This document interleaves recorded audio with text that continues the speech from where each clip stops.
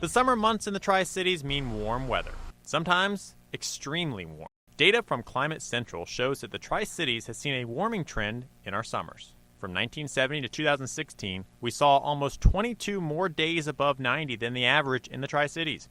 In 2016, we saw 2 stretches of 13 days in a row above 90 in both July and August. These small changes in the average can have big implications in the long term. As greenhouse gas levels rise and the climate changes, the average curve shifts further to the right, resulting in more extreme heat days.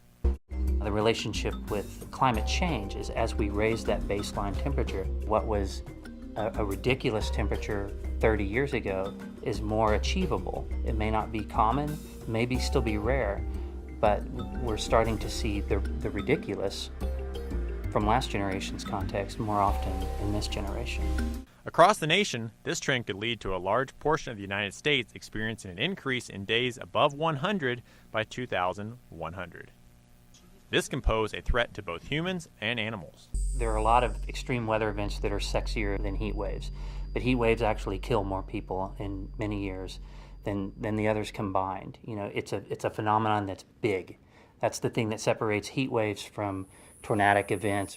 Hot temperatures can lead to an increased danger of heat cramps, exhaustion, and even heat stroke. It can impact air quality as well, as hot, stagnant air usually results in more ozone.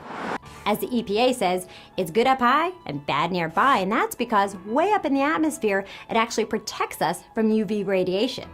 Down here at the surface, though, it's a different story. It's formed through reaction with sunlight, high temperatures, and pollution, and it's the main ingredient that we find in smog. Any upward trend in the amount of days we see extreme heat would also pose a threat to the energy sector. More hot weather means more people using AC to stay cool. That puts a strain on the electrical grid. As our climate changes, it's important to understand that not every change is drastic and will happen immediately. Some are slow and happen over time. However, in the long term, these small changes can have big implications. Getting the facts right. I'm meteorologist Ricky Matthews, News 5 WCYB.